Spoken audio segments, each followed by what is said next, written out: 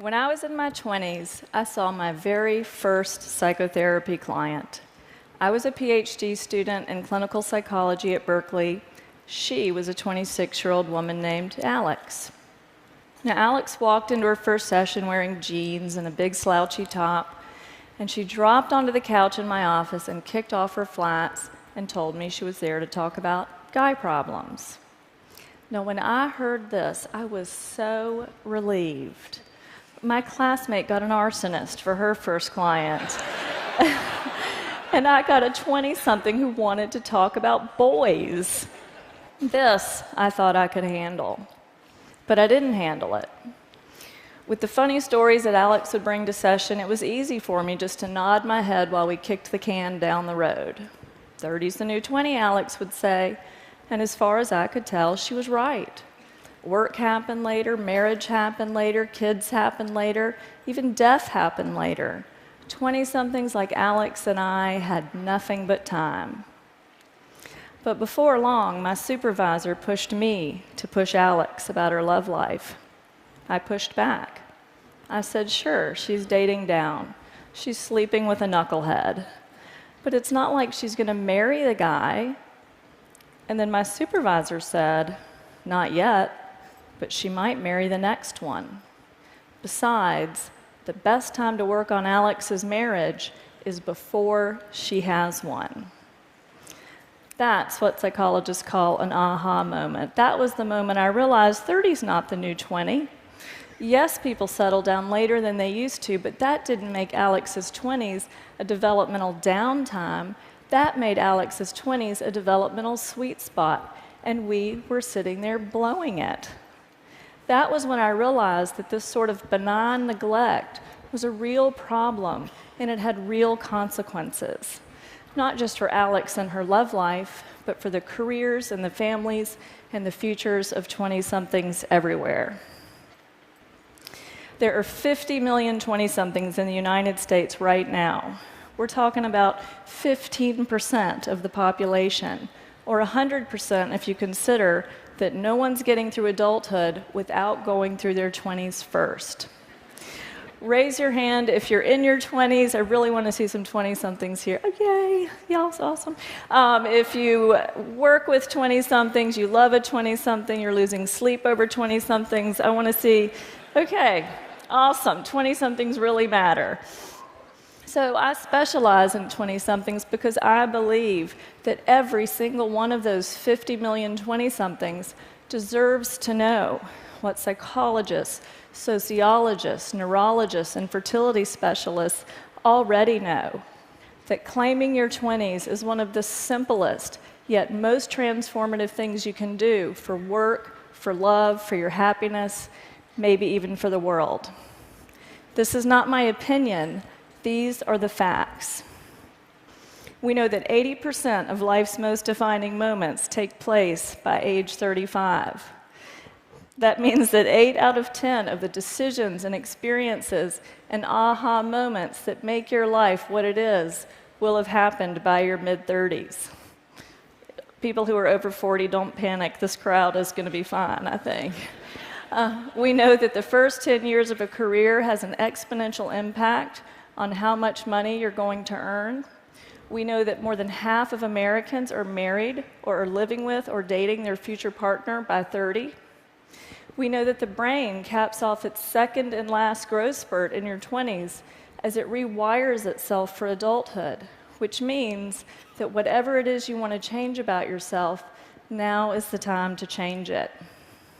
We know that personality changes more during your 20s than at any other time in life.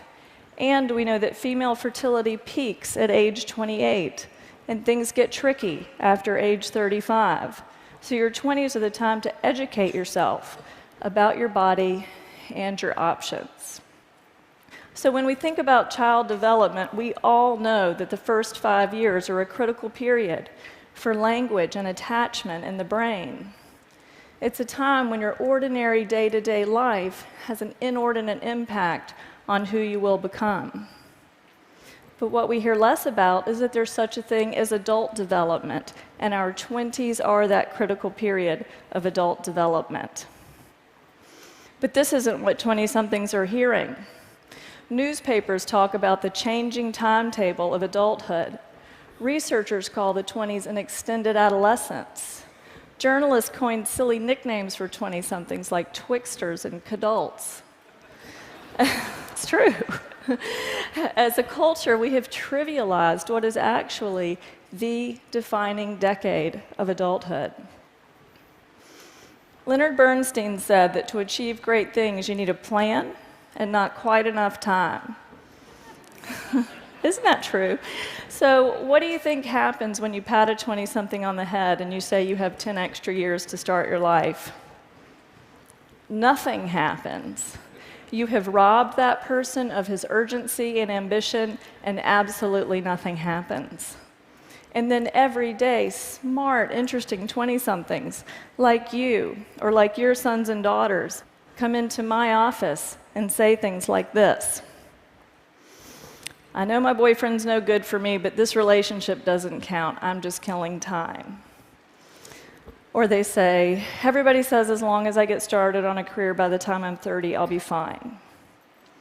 But then it starts to sound like this. My 20s are almost over and I have nothing to show for myself.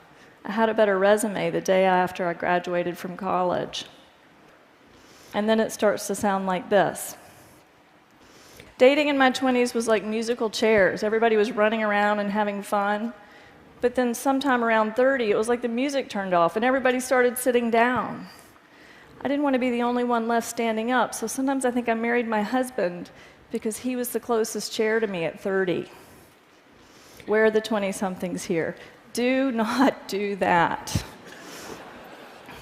Okay, now that sounds a little flip, but make no mistake, the stakes are very high.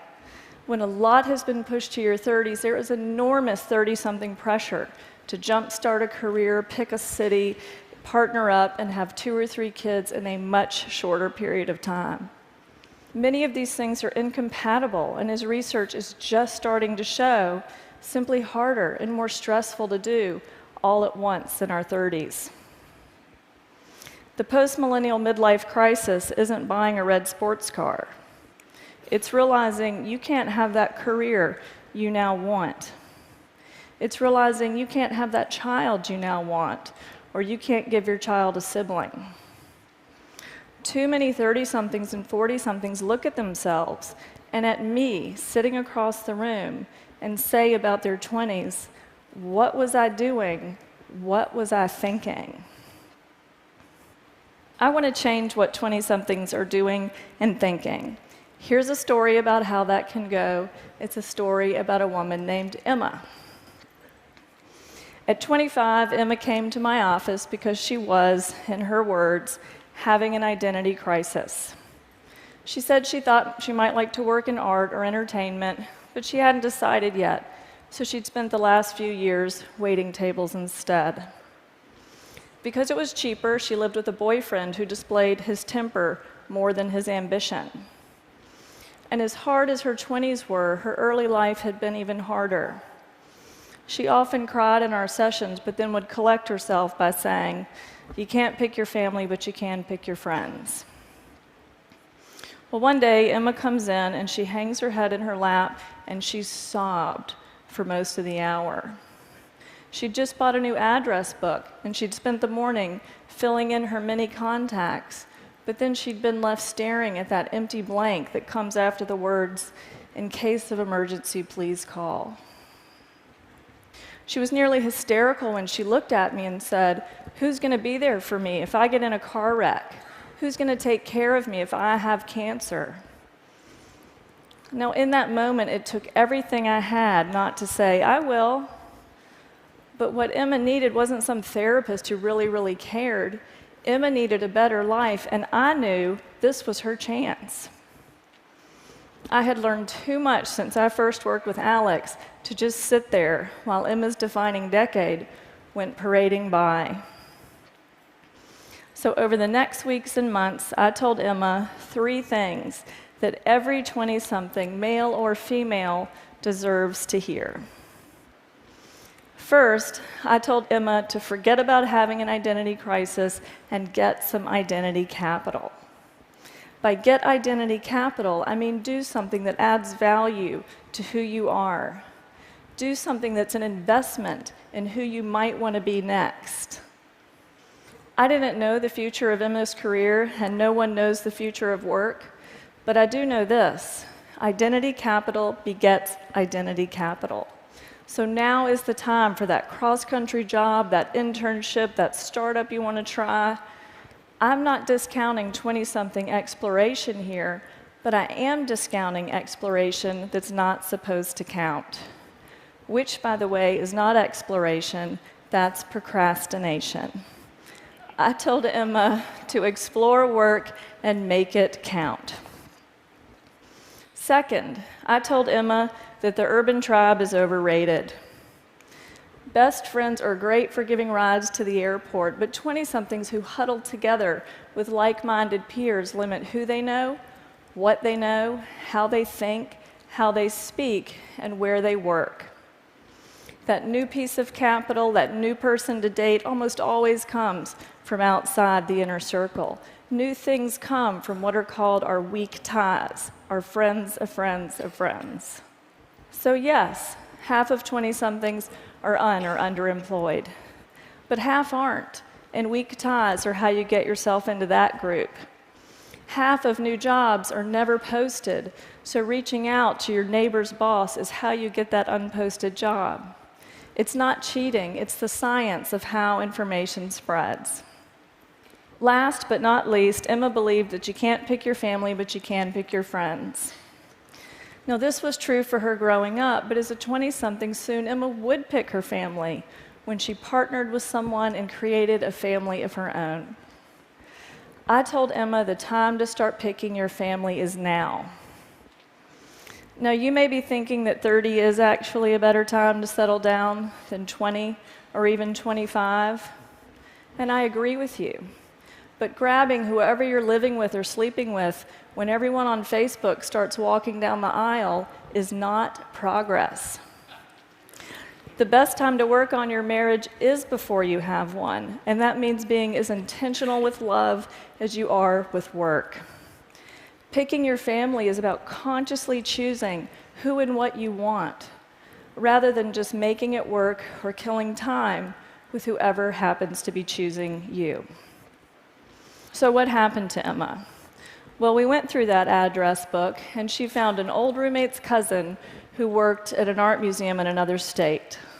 That weak tie helped her get a job there. That job offer gave her the reason to leave that live-in boyfriend. Now, 5 years later, she's a special events planner for museums. She's married to a man she mindfully chose. She loves her new career. She loves her new family. And she sent me a card that said, "Now the emergency contact blanks don't seem big enough." Now, Emma's story made that sound easy, but that's what I love about working with 20-somethings. They are so easy to help. 20-somethings are like airplanes just leaving LAX, bound for somewhere west. Right after takeoff, a slight change in course is the difference between landing in Alaska or Fiji. Likewise, at 21 or 25 or even 29, one good conversation, one good break, one good TED Talk can have an enormous effect across years and even generations to come. So here's an idea worth spreading to every 20-something you know. It's as simple as what I learned to say to Alex. It's what I now have the privilege of saying to 20-somethings like Emma every single day.